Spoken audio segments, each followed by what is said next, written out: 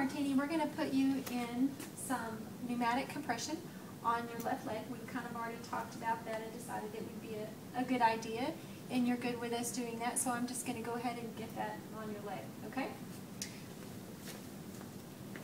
First thing I want to do is to protect my sleeve from your nasty leg. So if you'll raise your leg up for me, please. I'm just going to put this sheet underneath. And what we want to do is put the sheet on so that we cover up the skin so that we don't get skin in contact with the inside of our sleeve. That way our compression sleeve stays clean. I am going to remove your sock because during the compression I'm going to want to check for capillary refill in the toes to make sure that I don't have the compression up too high. I want to put this on to be as smooth as possible so that I don't have a whole lot of wrinkles. You're going to have some, but the fewer, the better. You can see that the sleeve has kind of the shape of a leg, and we have several hoses that are attached to give us our compression. And these are color-coded, and you just snap them in, nice and secure. When you're ready to remove this, you need to be really careful about how you pull these out.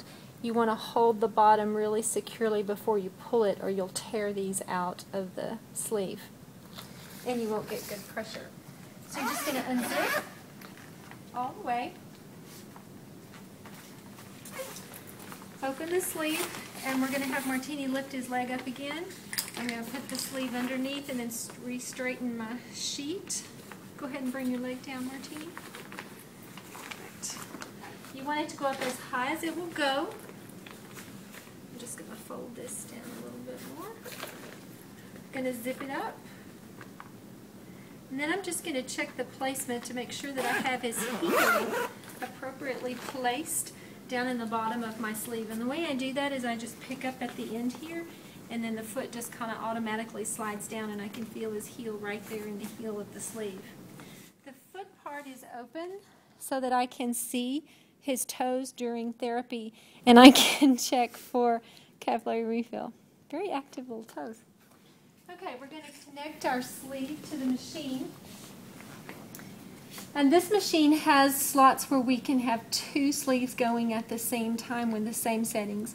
But with Martini, we're only using one. So I'm just going to snap in one or the other. It doesn't matter. You can snap it right in.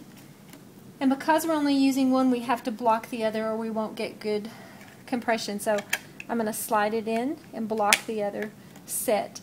Now to remove these, you need to be really careful. You can see it has little buttons on the side, and you squeeze those in. And it should come out. There you go. But you want to make sure that you squeeze the little side buttons and release them before you take them out. Power button is on the side. Turn it on. We've got the settings set for a pressure at 30 millimeters of mercury, and the top dial tells us how quickly the cycles of compression and rest are going to occur.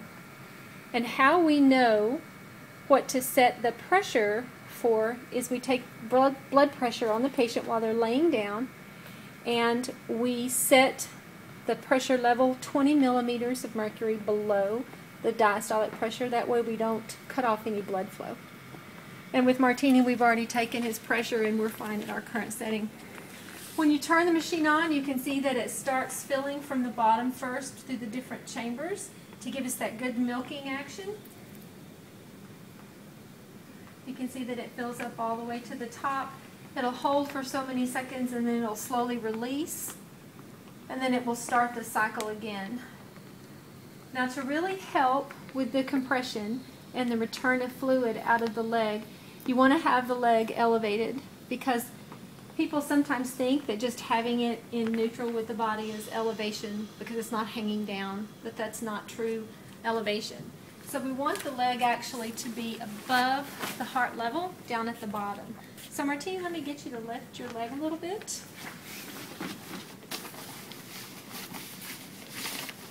Okay, now relax.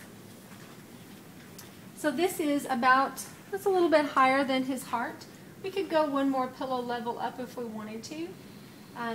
It's going through the rest phase right now. Now it's starting to fill up again.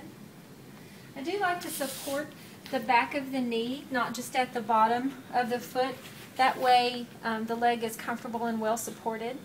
Compression in a pneumatic pump typically lasts for about an hour, and so you want to have the leg in a comfortable position.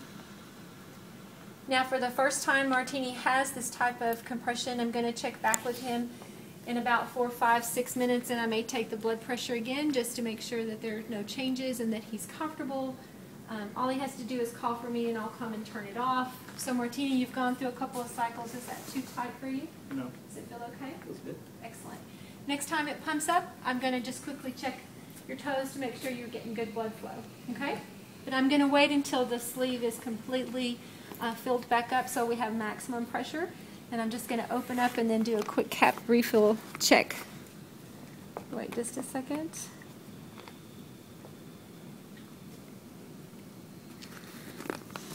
Okay. And we have good refill.